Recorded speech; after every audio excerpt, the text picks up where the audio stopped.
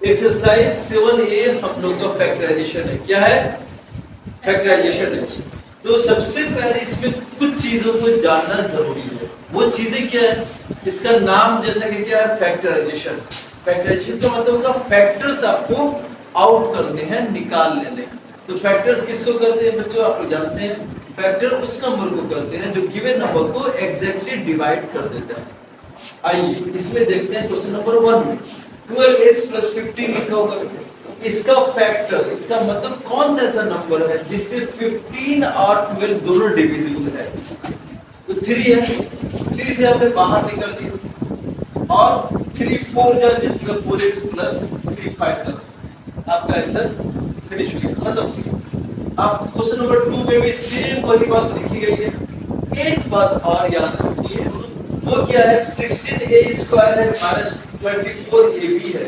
इसमें कॉमन आपका 4 भी आप बोल सकते थे कि कॉमन था। 4 के टेबल में भी 16 आता है, 2 के टेबल में भी 16 आ रहा है, 24 वो भी 2 से डिविजिबल है। लेकिन हम लोग जो सबसे बड़ा जो है कॉमन फैक्टर होगा उसी को आउट करेंगे। तो 8 इसका सबसे सबसे बड़ा कॉमन फैक्टर होता है, इसीलिए 8 निकालेंगे। 4 या 2 नहीं निकालेंगे। तो 8 निकालेंगे तो 8 2 जा 2a। इसके अलावा इसमें a और इसमें a दोनों में कॉमन था तो कॉमन को बाहर निकालेंगे। तो 8a हो गया। तो 8 2 जा ये a² था, एक a निकले थे, ये बच गया। -8 3 जा इसमें ये आउट हो चुका है, b बच गया। ये आपका फाइनल आंसर हो जाता है।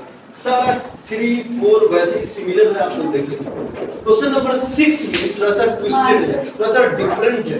आइए देखो आप लोग देखो इसमें क्या है लिखा हुआ कि x * x + 3 + 5 * x + 3 लिखा हुआ है, ठीक है। तो इसमें हम लोग क्या करेंगे? देखिए यहाँ पर x + 3 ये एक ग्रुप है, एक टीम समझ लें, और दूसरा ये ग्रुप है जिसमें x + 3 कॉमन है। इस x + 3 कॉमन लिए x + 3 को बाहर हमने आउट कर लिया है।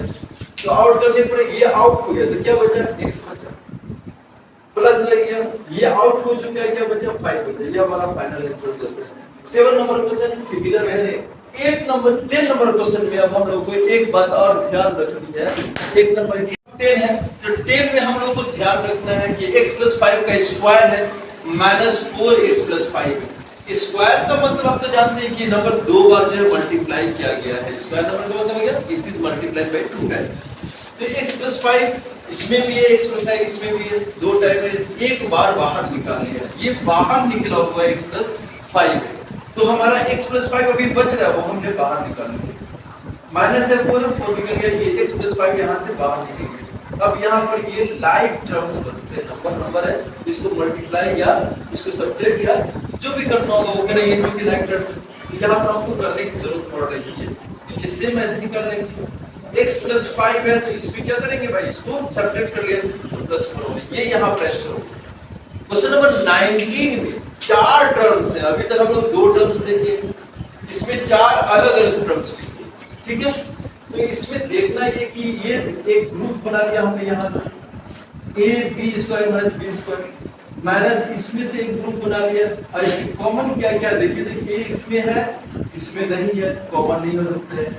b इसमें है, इसमें भी b है, तो b जो है वो एक बार कॉमन है, इसको एक निकाल लिया कॉमन, तो क्या बच जाता है? a बच गया और b² था तो b बच गया, माइनस ये b बाहर निकल चुका है, c² बच चुका।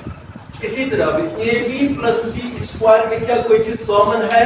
नहीं, कोई चीज कॉमन नहीं दिख रही है।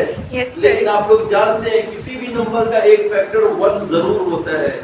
तो वो 1 हम लोग इसमें निकाल लेंगे। 1 निकाला तो 1 से डिवाइड करने पर नंबर सेम हो जाता है।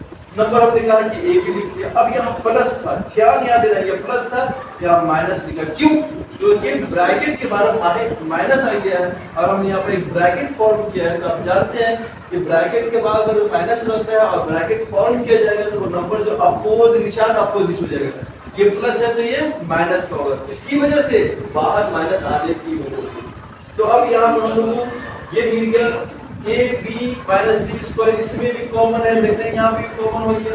यहाँ पे हमने घेर दिया, ये घेरने का मतलब ये कॉमन चीजें हैं, तो कॉमन हमने निकाल दिया। ये कॉमन निकल गया, ab - b² कॉमन निकल गया ये बाहर, तो क्या बचा? b बचा, -1 ये कॉमन निकल गया। तो थोड़ा ट्रिकी क्वेश्चन है, कोई मुश्किल बात नहीं है इसमें। इसमें भी एक नंबर लिखा हुआ है, कुछ सिमिलर है, वो किसकी तरह 10 की तरह कुछ सिमिलर दिख रहा है, लेकिन 10 में क्या था कि भाई ये सीधे कॉमन फैक्टर दिखाई देता है x + 5, यहाँ दिख नहीं रहा है। तो आप ट्राई करो कि क्या करें, कॉमन फैक्टर पहले बाहर निकालें जो कॉमन दिखे, x + 2y as it is रहने दीजिए। इसमें दोनों में क्या करेंगे, कॉमन निकाल, क्वेश्चन नंबर 1 की तरह कॉमन निकाले हमने, क्या 4 कॉमन निकाल लिया, तो x - 2y बच जाएगा। अब ये यहाँ पर ये कॉमन दिखाई दे रहा है हम लोग को, तो x - 2y निकाल लेते हैं, तो ये क्या बच गया आपका x - 2y, तो इसका बच गया ये, फिर दूसरा क्या बच गया +4, क्योंकि ये बाहर निकल गया। ठीक है, अब यहाँ पर अगर सिमिलर टर्म होता है, जैसे कि क्वेश्चन नंबर 10 में था, तो हम लोग सब्ट्रैक्ट या लाइक टर्म होता है तो सब्ट्रैक्ट करते या ऐड करते, ऐसा कुछ भी नहीं, यहाँ पर टर्म एक जैसे नहीं दिख रहे, तो फाइनली आपका आंसर यही हो जाएगा। आप लोग ट्राई कीजिए और जो है लाइक जरूर कीजिए। Have nice time, thank you.